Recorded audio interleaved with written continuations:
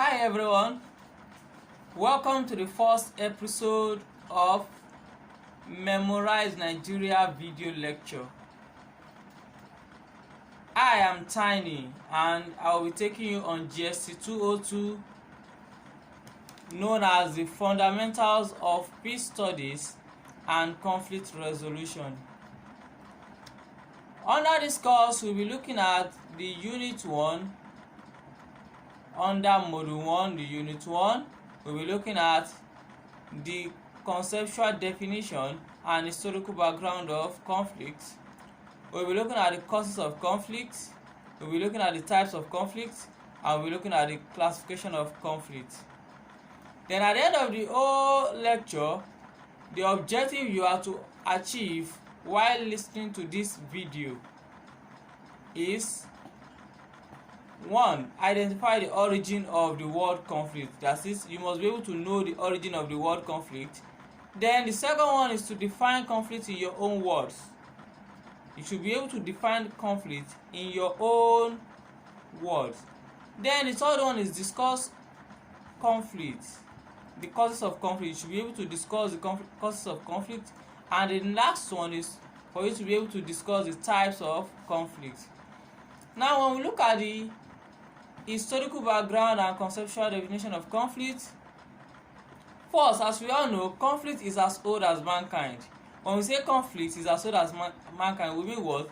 Conflict has been in existence since the inception of mankind, since the beginning of mankind on earth. Then conflict has been in existence. Also, conflict as a word is derived from the Latin word known as configere, meaning to strike together. Configere means to strike together. Now, when we look at the Webmaster Dictionary, when we look at the lexical meaning, that is lexically, under Webmaster Dictionary, it is defined as what? As a means to strike, as a means to deceive, as a means to fight, struggle, battle, clash, contention, confrontation, a controversy or quarrel, active opposition, strife or incompatibility, to meet in opposition or hostility, to contend, to be contrary, or to be at variance. All these are the lexical meaning of conflict under Webmaster Dictionary. Now, let's go to the definition of conflict. Conflict, as you can see, we have several scholars who has given their own opinion on what they understand about conflict. Now, the first scholar I will be talking about is Quincy Wright. Under his book published in 1990, page 19, he defined conflict as opposition among social entities directed against one another. It is distinguished competition and defined it as opposition among social entities independently striving for something of which the resources are inadequate to satisfy all. When you look at this statement, the first thing he said is what? Is an opposition among social entities directed against one another. When you have 2-3 different entities who has their own opinion on different views, having their own mindset against one another, then there will be what? There will be conflicts. Then he says he stated further that it is distinguished competition and defined it as opposition among social entities independently striving for something of which the resources are inadequate. When people are striving for something that they all want to have it at the same time, the resources they want to share is inadequate to satisfy all of them, then there will be conflict, because somebody will want to take more than the other person. That is his own view. That is Quincy Wright's view on conflict. Then he stated further more again. He said, competitors may not be aware of one another while they are parties to a conflict. Yes, it happens every time, several times, anywhere, anyhow, and in any forms. For instance, let's take a look. For instance, when we come to the National Assembly, our Senate, for instance, many of them won't tell themselves, this is what I want to say today at the plenary, but by the time they start their debate, somebody can just stand up and go against an opinion. By so doing, another person too will rise up to fight against what the first person says. From there, you will see different individuals coming up, rising up to fight against the same goal, of which they did not inform each other. Rather, they are fighting for their own benefit. So the parties might not inform themselves, and when they got to the field, they came up with the same view, and that will bring about conflict from one party to another. Then we look at the second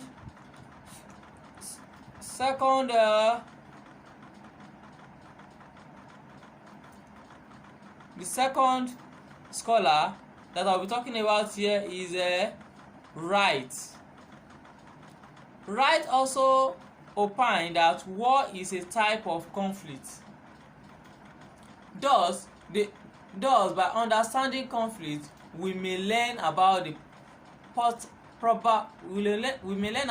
probable characteristics of war under different conditions, and method most suitable for regulating, preventing, and winning wars. That is, what Wright is trying to say here is that with conflict, so many things can be resolved. And he said it is a war. He said conflict is a type of war. That is, war is a type of conflict. That's what he's trying to say. War is a type of conflict, which is trying to imply that with conflict, when you wage war against something, that is what we mean by conflict. And by so doing, things can come back into place. We can use it to resolve some issues, probably in different view. Also, Wright proceeds to give two senses in which war could be understood. That is, in the legal sense, war is considered a situation during which two or more political groups are equally entitled to settle conflict by armed forces.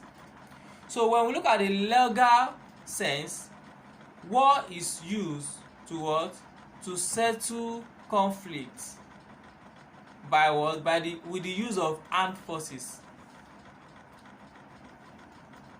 For instance, the issue of Boko Haram in Nigeria is one of the conflicts we have in Nigeria. The Boko Haram says Western education is not good. Why the federal government is not buying the idea. Now it is conflict. They wage war against the federal government, then the federal government also do wage war against them. Now things are coming to normal due to the fact that they are waging war with the use of forces. With the use of forces which are the armed forces. Then all this is what we should understand when we are dealing with conflict. Sometimes war helps in solving issues. Also, Wright proceed again, it says, whereas in the sociological sense, remember the first one is what? Legal sense, while the second one is sociological sense. In the sociological sense, which is of ordinary usage, war refers to conflict among political groups carried on by armed forces of considerable magnitude. So this is all about what? Sociological sense. When the war is being carried out among political groups and is carried out with the use of armed forces of considerable magnitude, it will have a particular point they will ask them to work up to. They will surely have what they want to use the forces to against in order to achieve. I hope you are getting me. It's different from the legal. The sociological sense, in the sense that they use the forces to caution some things when they are carrying out their activities. Let me put it that way. Then the third scholar I'm going to talk about is Kresbach. Kresbach, in his book published in 1973, page 17, stated that what? Conflict is a relationship between two or more parties who believe they have incompatible goals. So for Kresbach, he believes that what? Conflict is a relationship.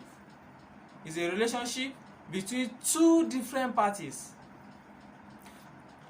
It's a relationship between two different parties that believe that what? They have incompatible goals. That is, their goals, their aim are not the same. A is going for this, B is going for that.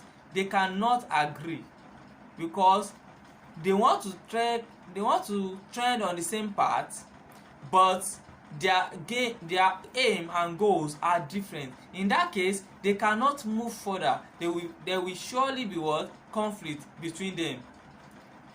And that is also referring to the word stated by Wright that what? It is what? War is a conflict. That is, when there is conflict between the two parties that does not believe they have what? That does not believe they have compatible goals, then there will be war. Then the next one we have Stagner. That's the fourth scholar. Stagner defines conflict as a situation in which two or more human beings desire goals which they perceive as being obtainable by one or the other, but not both. Each party is mobilizing energy to obtain a goal, a desired object or situation, and each party perceives the other as a barrier or threat to the goal. Now, what Stagner is trying to say about conflict is that two or more human beings have their own goal. So by so doing, the two parties will also mobilize their own energy to obtain their goal.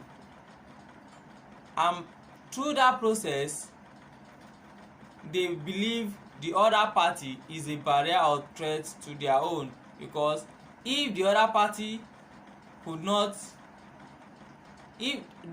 work together, then they will always want to achieve their goal, either one or the other. Then the next person I'm going to talk about is Ross. Ross, in his book published in 1993, chapter 6, page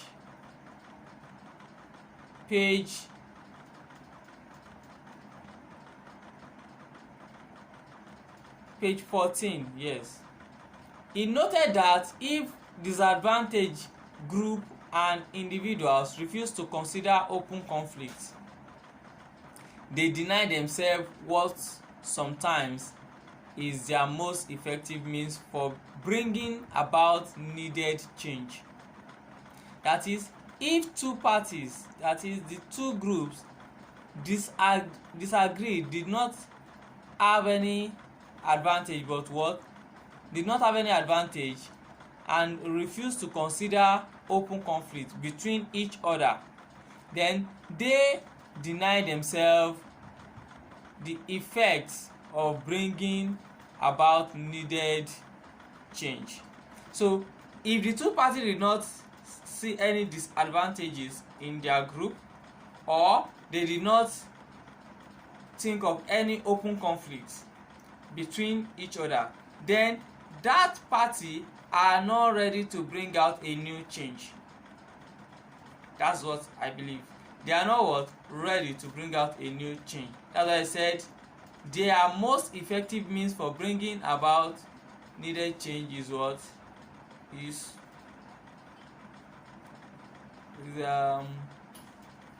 being refused.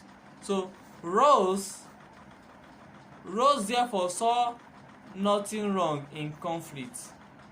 So due to that, he sees that conflict is okay, it's good. It's good for us to quarrel and make things settle. It's good for us to have conflict and settle it at the end of the day.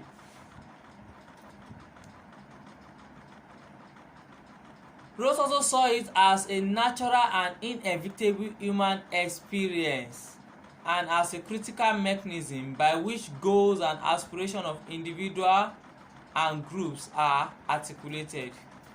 So it is to Rose, it is a means of mechanizing your goals and aspirations and making individual or group to be articulated. It is also a channel for the definition of creative solution to human problem and a means to the development of a collective identity. So it is another means of what? Creating solution to human problem. That is what Rose is trying to talk about. Then what Rose is trying to infer is that without conflict we cannot have change. No change when there is no conflict.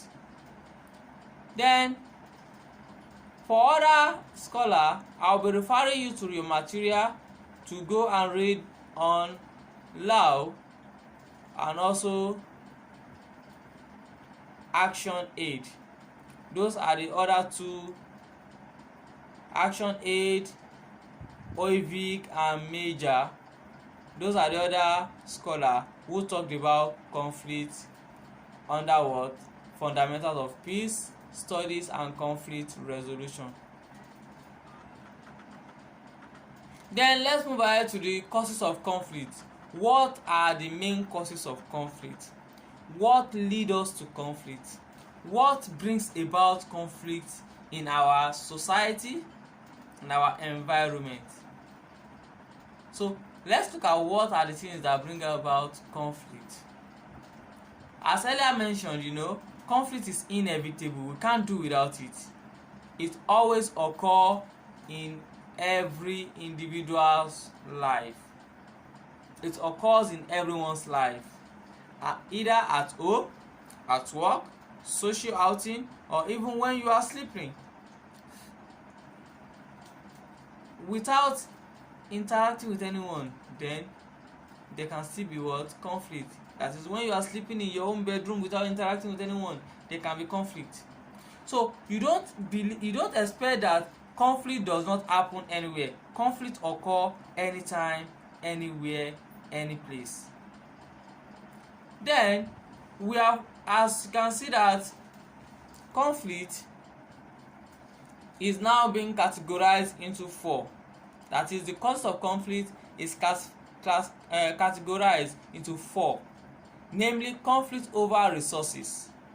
The first conflict issue is what? Resources. Conflict over resources is the first among the category, while the second is conflict over psychological needs. Conflict over psychological needs is another problem that causes conflict. Then the third one, conflict involving values. Conflict involving values. While the fourth one is what? Conflict over inadequate information. Conflict over inadequate information. Now when we talk about conflict over resources, this is a type of conflict usually easy to identify because they can be seen and are more potentially easy to resolve. We are talking about resources. Resources, you can see it. What is leading to the fight is what? Due to their resources. Like the one in Nigeria, issue of federal government and the Niger deltas. Is that one is also what? Fight against the conflict. When we have the issue of the militant, they are fighting for the resources in their own land that they are unable to benefit, while people who are not the one suffering who are not the one giving out the resources are the one enjoying the money, while they are suffering over the resources because most of their farm products are being what? Destroyed with the exploitation of the resources. So this is to let you know that what? Conflict over resources is very, very clear, and it is easy to identify and also to resolve. Then this conflict occur when two or more people are competing for inadequate resources over a period of time. That is, when people are fighting over resources that is not enough for several times, then we say what? It is a conflict over resources. Another example I'm going to cite is the issue of Nigeria and Cameroon. The issue of the Bakassi Peninsula, in which Nigeria was claiming is part of our nation, and Cameroon was also claiming is part of their nation, while the peninsula was a border. And because the peninsula consists of oil, then they were fighting over it from Nigeria. Meaning that what? Cameroon is fighting Nigeria over resources.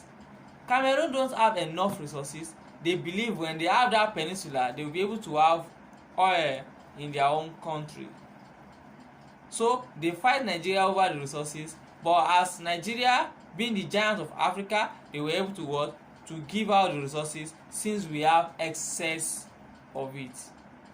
Then that is a citation under what? Under the conflict over resources. Then let's move further on the what? On the conflict over the resources. Now the competition may assume negative or destructive dimension when the available resources are not eventually and judiciously distributed. You can see that is what I said earlier, the issue of Niger Delta militants. When they are fighting over the resources with the federal government, the resources is not well distributed. They exploit oil in their own states, take it out for fractional distillation. After that, they sell out the resources. The money gained from it, they have lower share, while they spend more of it to the north and the west. In that case, it's giving them serious headache that they who owns the oil was unable to enjoy the oil money. Rather, those who did not have the oil are the one benefiting from the oil. And mind you, it is not the fault of the federal government, it is the fault of our colonial master, who had made it known during the second amalgamation that the money made, the income generated from the west and the south are meant to develop the north, due to the fact that the north is not having enough resources, and the state is being affected with the weather condition with the harsh weather condition, which we all know. So in that case, they believe the income generated from the west and the south are meant to be used to develop the north, and that is what the federal government is still working on as a plan, which later caused the conflict between the federal government and the militants fighting over the resources. Then we go to the second conflict over psychological needs, and that is what? Conflict over psychological needs. Now, when we talk about conflict over psychological needs, we are talking about the conflict between what? Groups, or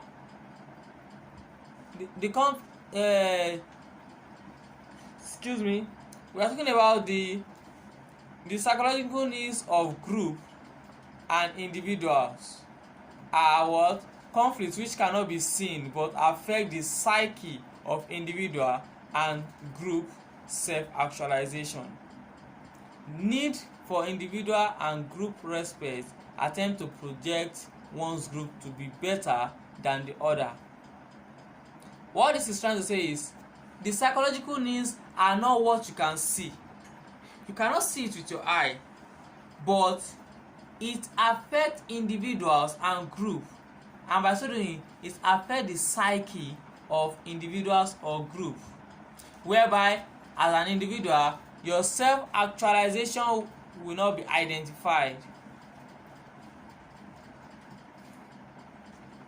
Respect will not be what? Identified. So also you will have that project that one group is better than the other. So in that case, conflict over psychological needs arises. With particular reference to Maslow's theory, he points out that when an individual's psychological need is achieved or satisfied, such an individual becomes dominated by a drive for the other unsatisfied need through a process he calls fulfillment progression. Example include structural factor, politics, personality clash, and ethnicity. This is happening as at last year to this year, the issue of the northerners killing the easterners, the issue of the issue of herdsmen killing the farmers in the east. All these are the causes of ethnic group. One ethnic group believes one is fulfilling more than the other. Some are satisfied while some are what? Unsatisfied. And by so doing, it causes what? Different conflicts here and there. Then let's go to the conflict involving values. When we look at conflict involving values, it is a system such as religious belief. That is, conflict involving values contradicting value systems such as religious belief, ideological position, and general worldview is another factor responsible for social conflict among the interacting parties. That is, when there is contradiction in the value of system such as the religion, there will always be conflict. There will always be what? Conflict. And that is what we can see happening in Syria. What they are fighting over is mostly religious crisis. Killing themselves, Christians killing Muslims, Muslims killing Christians here and there all over the world. Those things are conflict involving values. Then, conflict involving values are the most difficult to understand and resolve because most times people could die for what they believe in.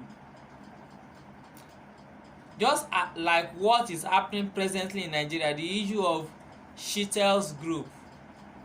or is it share group, any one of the two.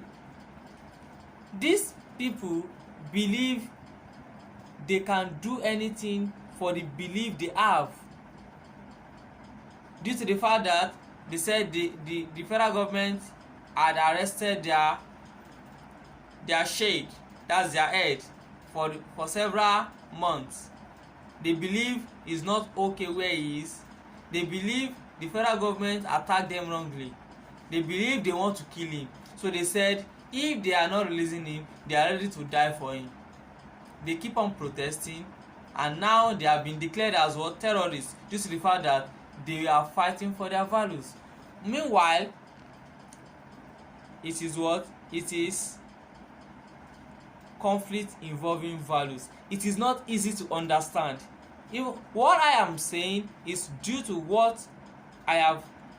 contextual write-up I have read on the internet. I am not saying actually that what I said is the main reason why they are fighting or why they are being declared as terrorists. Now, this value, we cannot understand it because we don't know the exact thing they are fighting for. At the same time, it is not easy to resolve. It is when you know what they want, that's when you can know what you want to resolve to.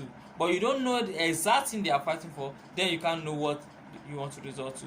So that is one of the problems we face under conflict involving values. Then, according to Weaver, who likened culture to an iceberg, he says internal culture is implicitly learned and difficult to change. That is, internal culture is implicitly learned and is very difficult to change. That is part of culture that is below the waterline in the iceberg analogy. It includes some of our beliefs, our values, and thought patterns, attitude, non-verbal communication, and perceptions.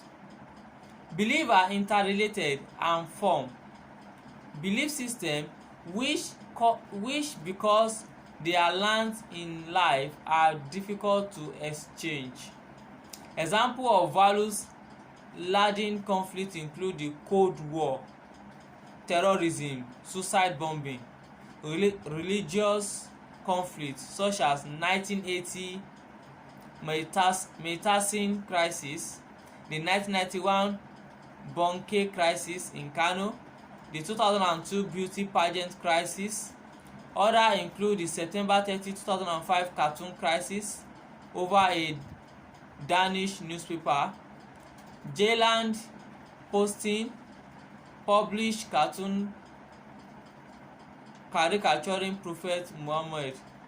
The most recent of all the religious crisis in Nigeria is the Boko Haram crisis that has killed an estimated 3,500 people. So you can see that now what we are talking about, conflict involving values is not easy to understand and is very difficult to control. So all these are crises that can occur due to one's value. When one value go against another value, then there can be conflict. Like the one stated earlier, the cartoon crisis over a Danish newspaper. The cartoon crisis, everyone believe, as a Muslim, they believe the Prophet lived and died.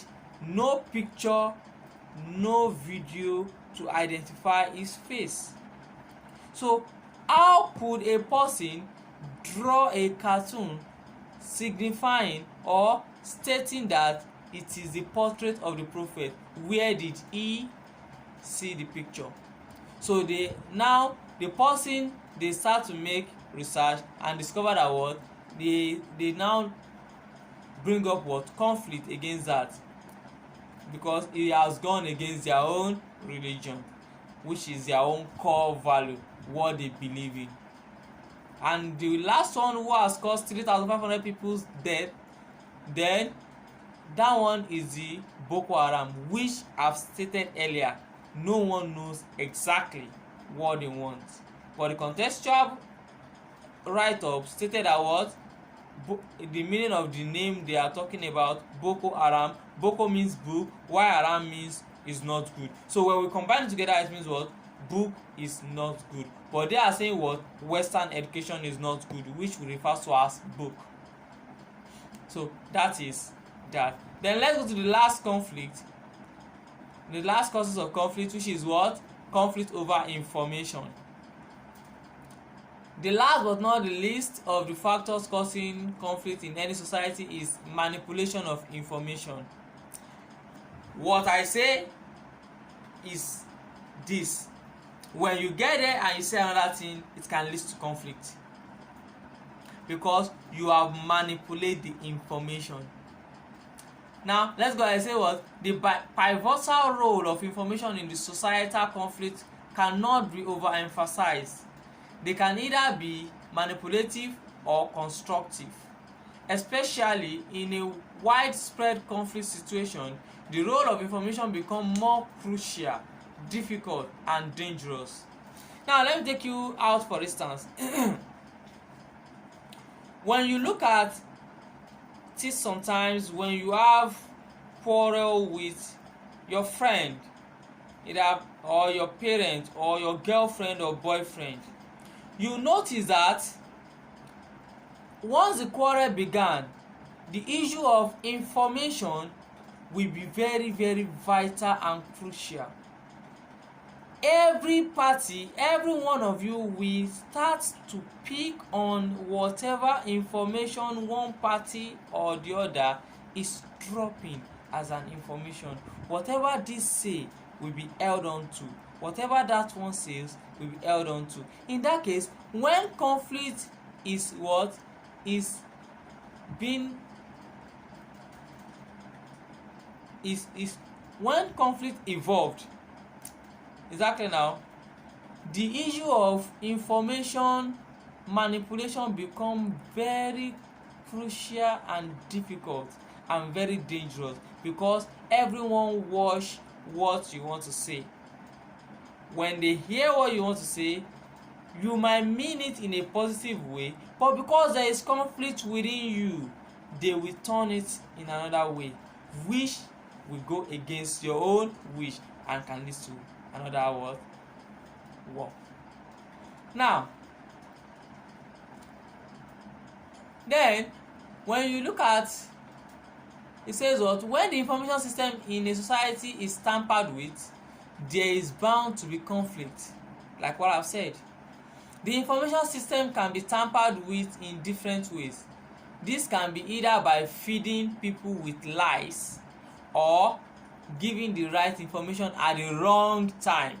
Just like what I said, you might be giving that information with your own pure mind, but the person you are giving it to, it might be on the wrong side to him.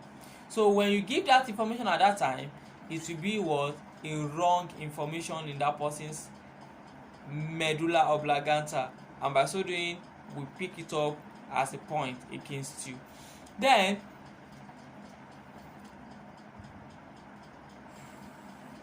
in our contemporary societies, the quantity and quality of information vary drastically and are dependent on wide range of factors, from level of literacy to social cohesive and stability to available technology. So the level of information changes from one stage to another depend on the level of literacy in the society. So also, let's now go to the types of conflict. When we look at the type of conflict, we are going to talk about 6 different types of conflict, and this type of conflict are encountered in our day-to-day activities. There are numerous kind of conflict, but we limit ourselves to these 6 types. The first one is intrapersonal conflict. The second one is interpersonal conflict. The third one is intra-group conflict. The fourth one is intergroup conflict. The fifth one, national conflict. And the last but not the least is the international conflict. When we talk about the intrapersonal conflict, this type of conflict occur within an individual. Example of such are use of time, choice of partner, moral questions, goals and aspiration. All these occur mostly between between ourselves. That is intrapersonal conflict. The choice of your partner you want to choose. You might be fighting yourself. I like Tola, I did not like Titi. I like Titi, I did not like Shadi. All this is what? Then your own moral question. Am I good? Am I doing the right thing? Or I'm doing the wrong thing? That means you are having intrapersonal conflict. Then when we talk about the interpersonal conflict, this refers to conflict between 2 or more individuals over an issue. This occurs mostly everywhere. We fight ourselves, bust ourselves, most especially when you are working in Lagos State and you are moving without your private car. You go on, even with your private car, you have conflict with commercial buses, with conductors, drivers, motorcyclists, and so on and so forth. All these are interpersonal conflicts. We fight each other over different things. And also the third one, intra-group conflict. This refers to the conflict between individuals or faction between a group. When there is conflict between 2 groups, like NASFAT fighting Korib, or Redeem fighting Mountain of Fire, or the Muslim fighting the Christian, or one group fighting each other. The Hausas fighting the Igbos, or the Igbo fighting the Calabars, and so on and so forth. All these are I'm talking about the intra-group. It is when same group, but in that group they fight each other, like NASFAT fighting Korib, or Mountain of Fire fighting Redeem. These are intra-group. When we now talk about intergroup, this refers to conflict between groups such as club, class versus class, family versus family, and so on and so forth. These are intergroup conflict. Then the national conflict. This refers to conflict within a nation involving different groups within the nation. We don't mind the numbers of groups we have in that nation. One nation rising against the next nation. That is national conflict, like Syria and the Israelites. Like Syria and Israel, they have national conflicts. Then we have international conflict.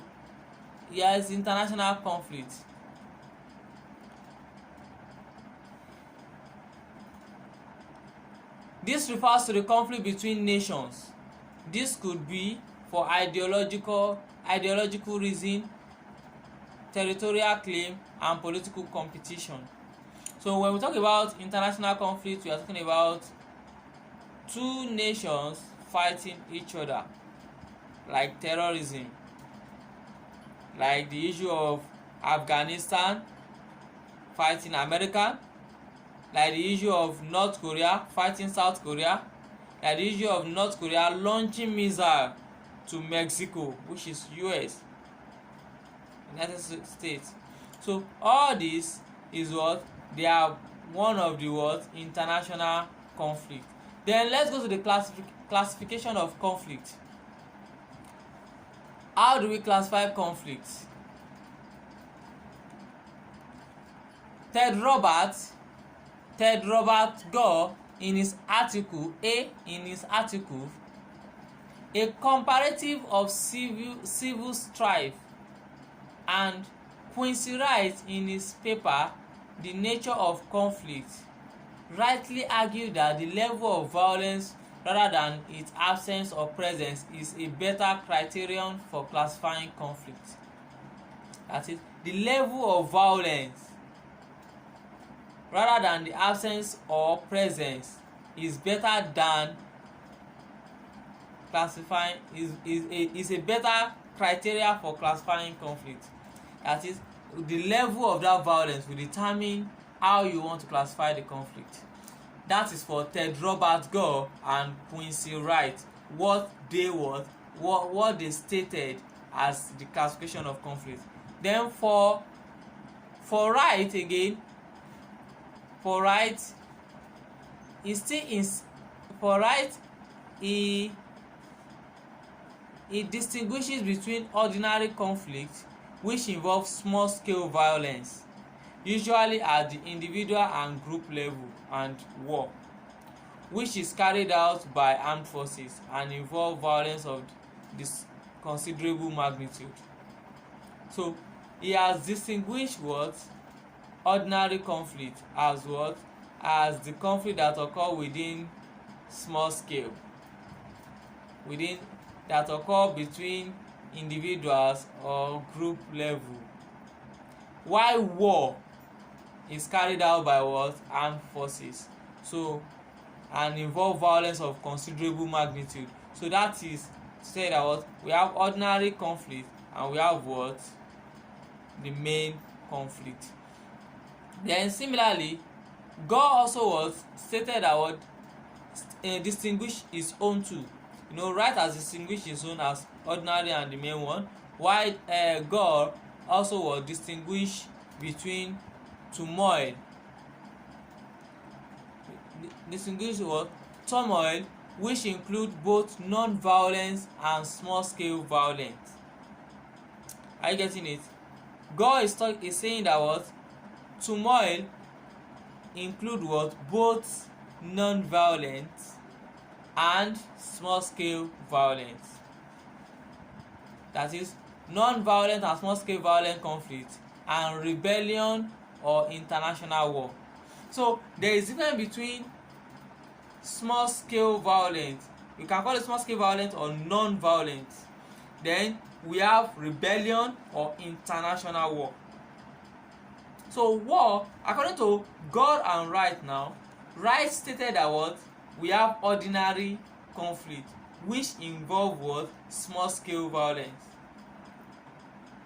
and that occur between different group, individuals and group level, while war is carried out by what armed forces with great magnitude or considerable magnitude. But now Gore is now giving out his own words, distinguished opinion that what turmoil also include both non-violence and small-scale violence, and he stated that what rebellion or international war is the other one. So the point in this latter classification is that notwithstanding their peculiarity, conflict differs largely in degree rather than kind, and should therefore be analyzed in terms of continuum, which has non-violent conflict at one end and violent one at the other end, or worsening of conflict. Sometimes a simple non-violent or violent classification appear to shape the other. So these are what we can talk about under what classification of violence. Then another popular classification classification categories of conflict include what structural and non-structural conflict.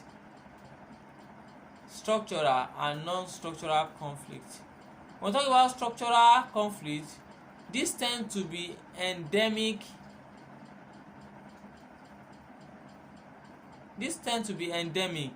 Are those which are predisposed by the innate character of the polity.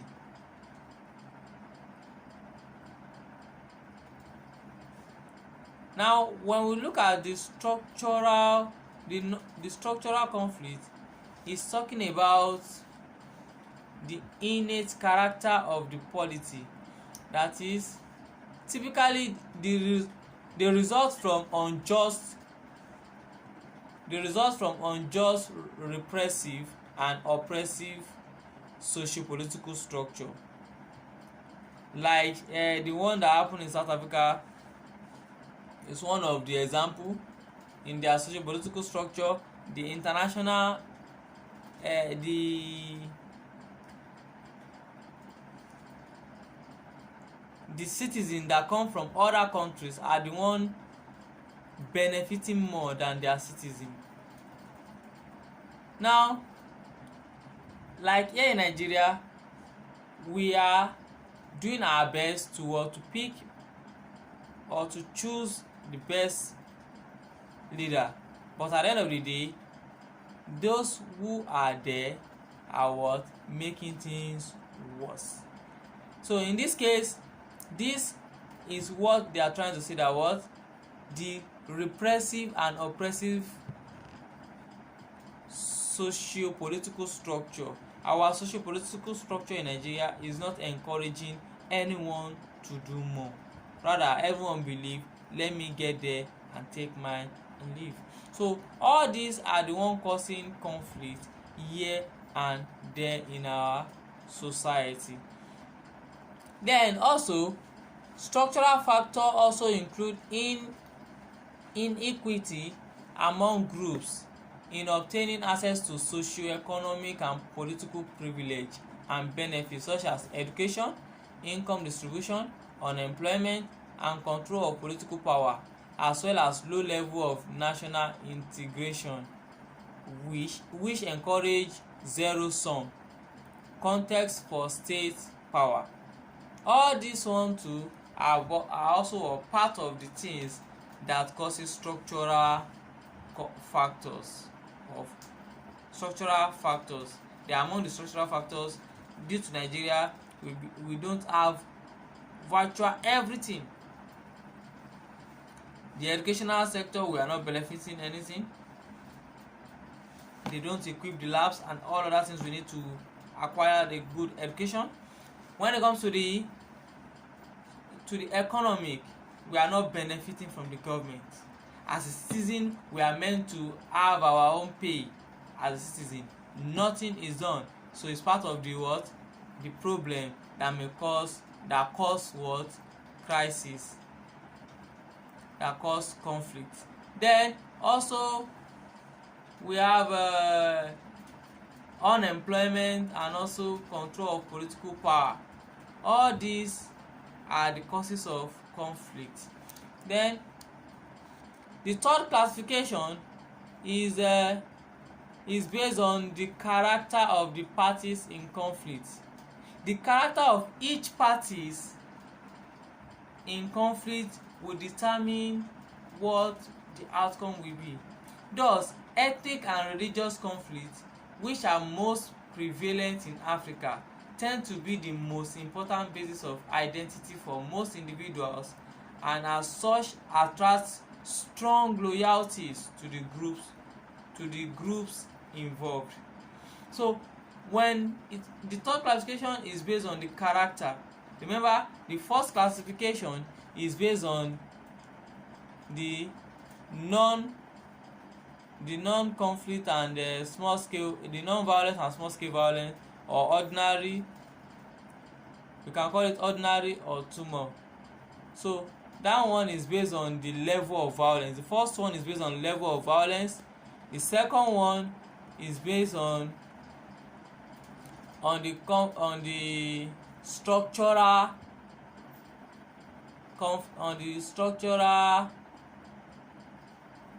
structural and non-structural conflict, while the third one is based on the character of the parties in conflict.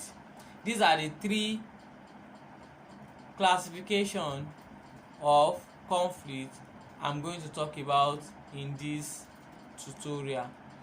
So I implore you to go ahead and read on your materials. Thank you for watching our live videos. Don't forget to subscribe to our channel, like our page on Facebook at ngmemorize.com, like us on Twitter at ngmemorize.com, on Instagram at ngmemorize.com, and follow me on all social media at tinythebird. Thank you for listening.